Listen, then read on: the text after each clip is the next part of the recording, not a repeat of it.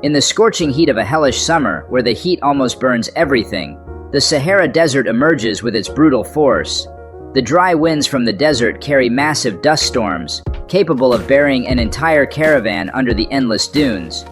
This is the heart of the Sahara, where the barren, desolate landscape resembles the moon, evoking a sense of alienation and harshness. Amidst this lifeless land, a solitary railway crosses the desert, the Mauritania Railway, renowned as one of the most extreme rail routes in the world. The tracks of this train line seem to lead into a post-apocalyptic world, just like scenes from the movie Mad Max. Today, we will share with you the story of this incredible journey, where the harshness of nature and the resilient will of humanity intertwine, creating a captivating and challenging tale. In 1963, Mauritania, a low-income Muslim country in West Africa, witnessed the inauguration of a unique railway line connecting the Zoré iron mines with the current seaport of Taïbout. This railway line, the only one in Mauritania's transportation system, runs through the Sahara Desert, creating an opportunity to transport valuable iron ore from the arid land to the seaport and from there to international markets across the Atlantic Ocean. Before the construction of this railway, iron ore mining in Mauritania faced many transportation limitations.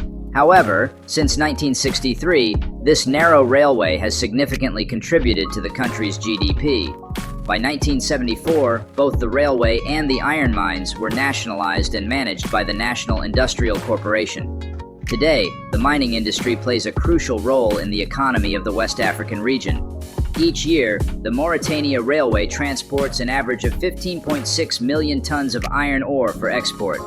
The railway spans 704 kilometers through the harsh desert, with massive trains over 2 kilometers long. Each train is pulled by 3 to 4 locomotives, carrying around 250 freight cars, each loaded with over 80 tons of iron ore. The total weight of the entire train can reach up to 16,000 tons, making the journey through the Sahara Desert a significant challenge. Although the desert may appear flat from a distance, it is actually a series of obstacles, with steep climbs and descents that the enormous train must navigate. This railway is not only a symbol of resilience, but also a testament to the strength of Mauritania's mining industry, playing a crucial role in the country's economic development. This desert train is considered the longest and slowest journey in the world, as each day it glides slowly across barren fields, pulling the caravan at a speed of less than 50 km/h. A one-way trip takes more than 20 hours, and sometimes it can stretch over several days. Despite this, the train plays a crucial role as the backbone of Mauritania's economy, laying the foundation for the country's development and stability. In addition to transporting goods, the train also carries valuable water tanks to villages in Mauritania, where water is as precious as gold in the harsh conditions of the arid land. Thanks to the train, these impoverished villages are able to survive.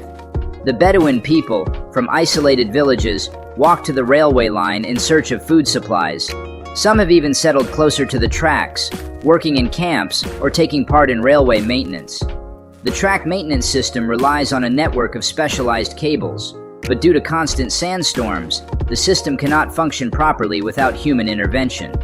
The sensors are often covered with sand, and the locals have the important task of clearing obstacles from the tracks.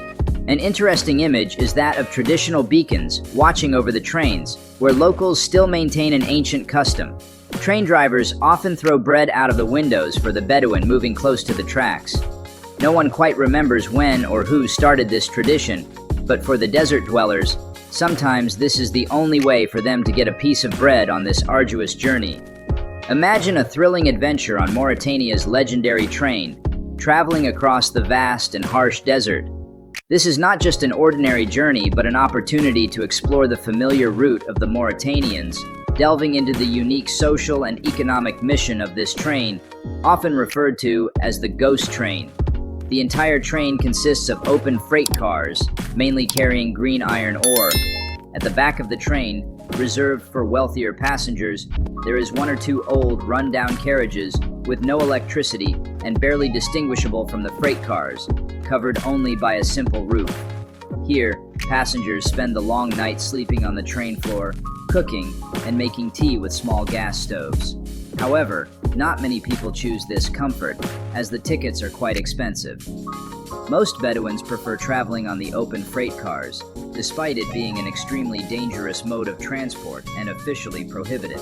They simply sit on piles of iron ore, disregarding the risks and safety threats. Notably, traveling on these open freight cars is free, but it's not easy.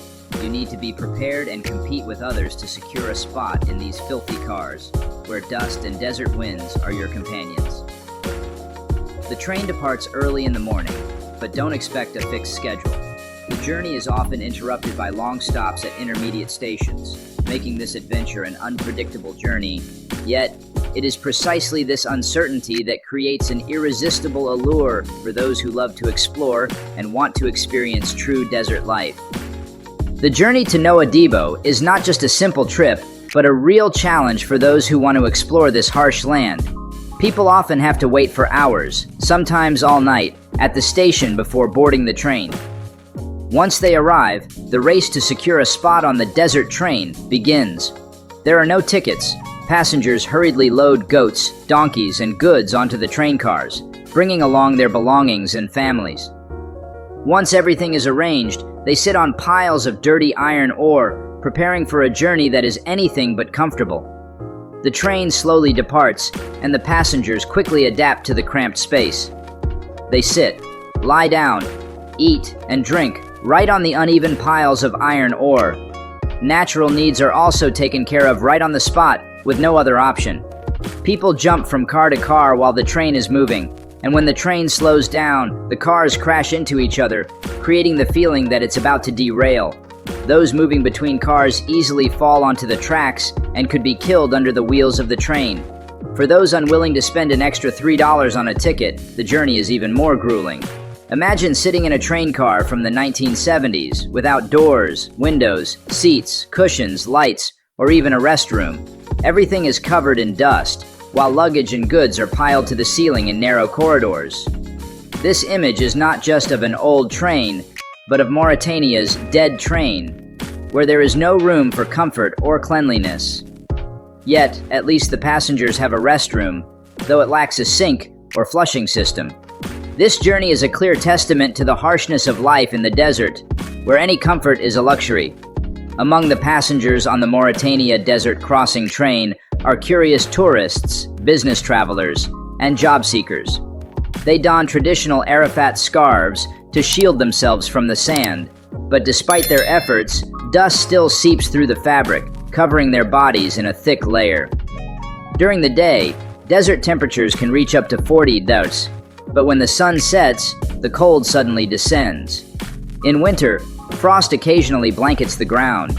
Passengers on this journey constantly face danger, but all the hardships are compensated by the breathtaking scenery of the dunes, where the sun slowly dips during sunset.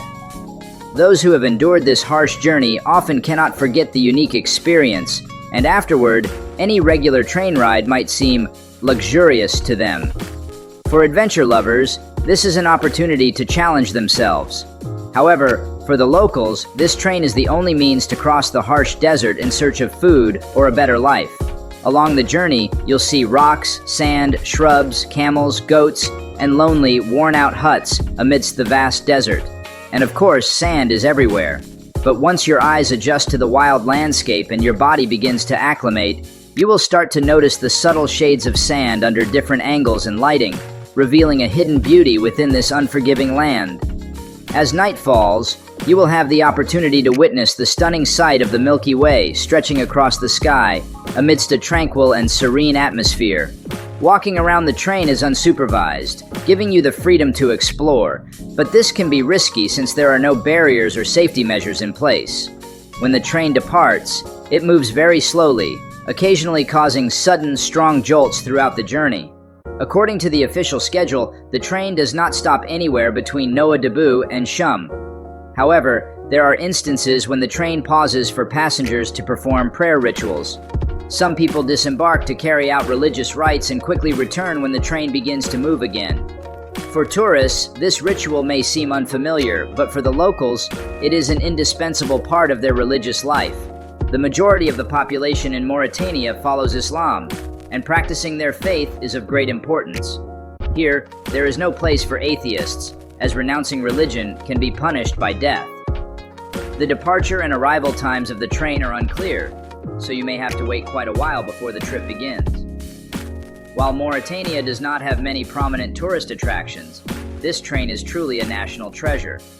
Despite the harsh traveling conditions, the locals are very proud of and respect this train, to the extent that its image even appears on the national currency.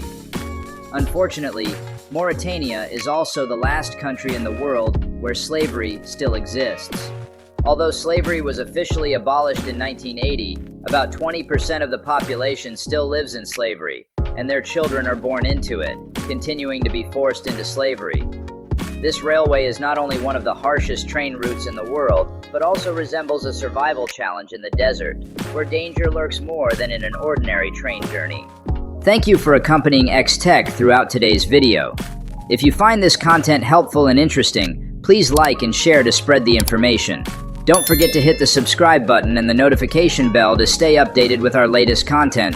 Your feedback will help us improve every day, so feel free to leave a comment below. Thank you very much, and we look forward to seeing you in future videos. Wishing you all energy and success.